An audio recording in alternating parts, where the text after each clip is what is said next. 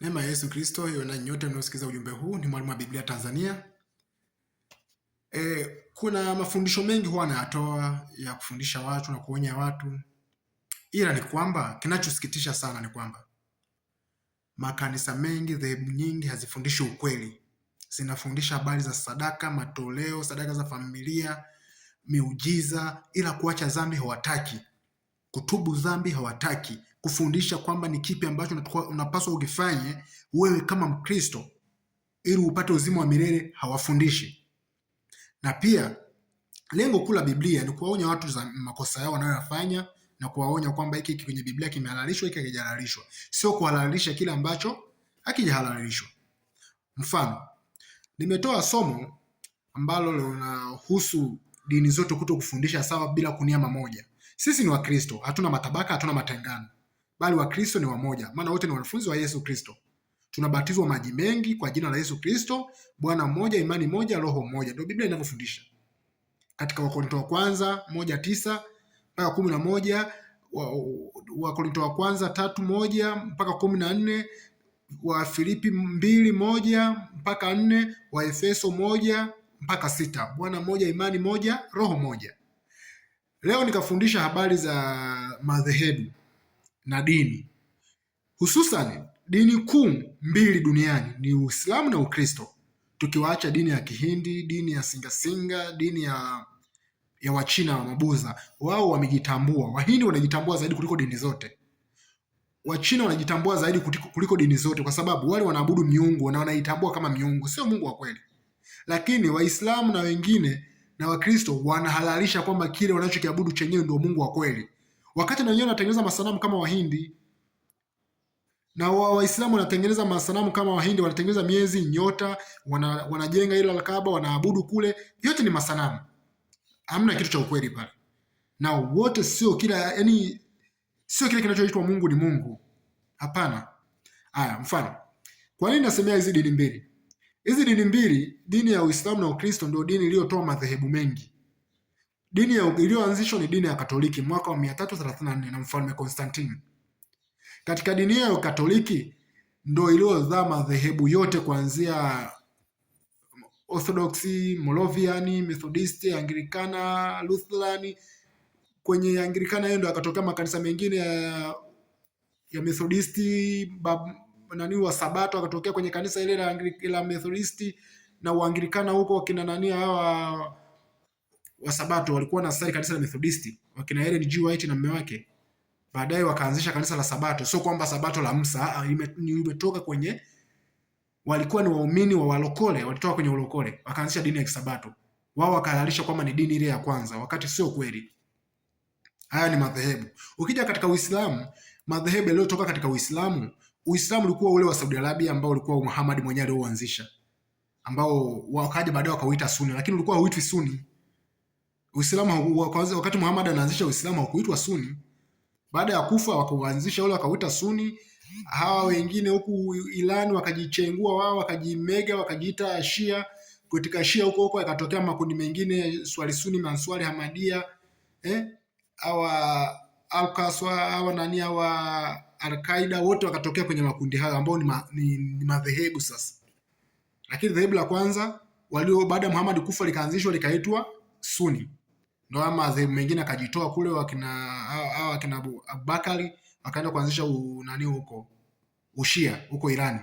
Ukija kwenye Ukatoliki, Yesu wakati amekuja hakuanzisha dini inayoitwa Kikatoliki, wala Petro hakuanzisha dini inayoitwa Kikatoliki, bali walianzisha watu imani na wanaoitwa wafuasi wa Yesu, wanaoitwa Wakristo.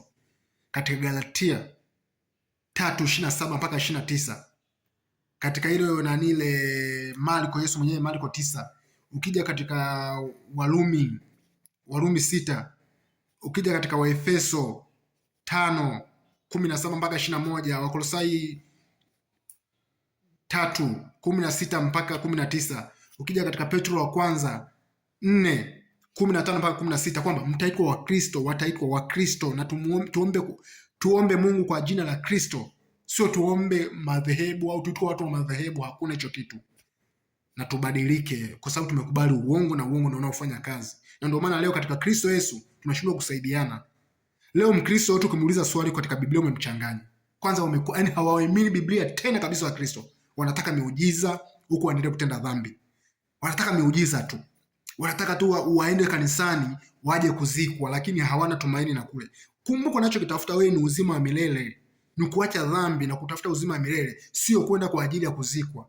Sio kwenda kwa ajili ya kutafuta miujiza. Ukiokoka miujiza ya nini? Tubadilike katika Yesu Kristo. Mimi ni Mkristo. Ni mfuasi wa Yesu Kristo. Sina dhehebu, sina dini. Maana Ukristo sio dini. Ukristo sio dhehebu.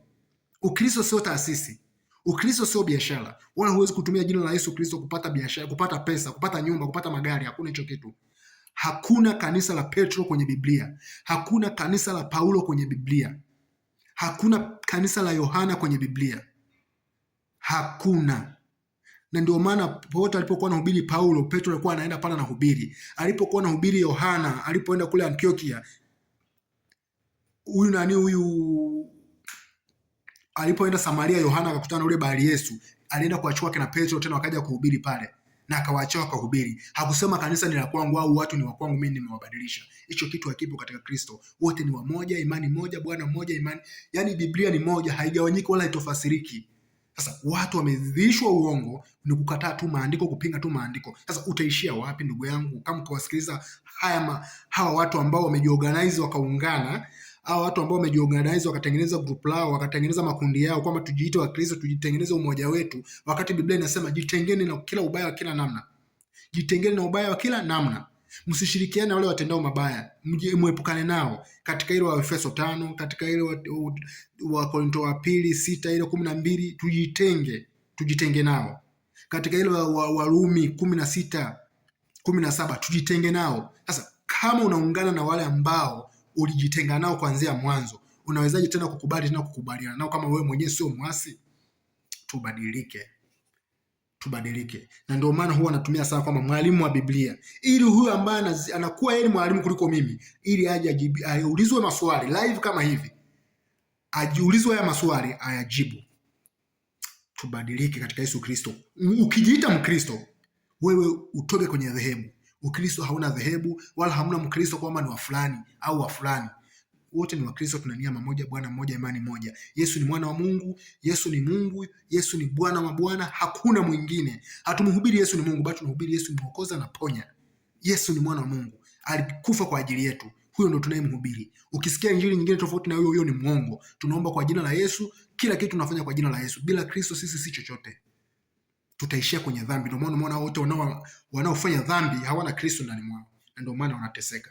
Lakini wewe njoo kwa Yesu leo, wache dhambi zako. Yesu atakufungua, Yesu atakuokoa. Toa sadaka kwa kuwasaidia wahitaji, toa sadaka kwa kuwasaidia wanyonge. Akuombaye mpe pesa. Vaa kistaarabu, vaa kistara, jistiri. Penda mwili wako ambao ndio hekalu mtakatifu na ambao ndio hekalu la Mungu, ambao ndio mwili wako wewe uliyeokoka katika Yesu Kristo. Hicho ni kitu kitakatifu sana. Kutoa mwili wako kwa sadaka za takatifu, nukuvaa kiustaarabu, kusuvae kama mzungu. Wazungu wameshaharibika hao. Wazungu wameshaharibika. Na wanataka kutubadilisha na sisi tuingie kwenye mfumo wao. Tukatae. Ni mwalimu wa Biblia Tanzania, Mwalimu Joseph, na wapenda nyote.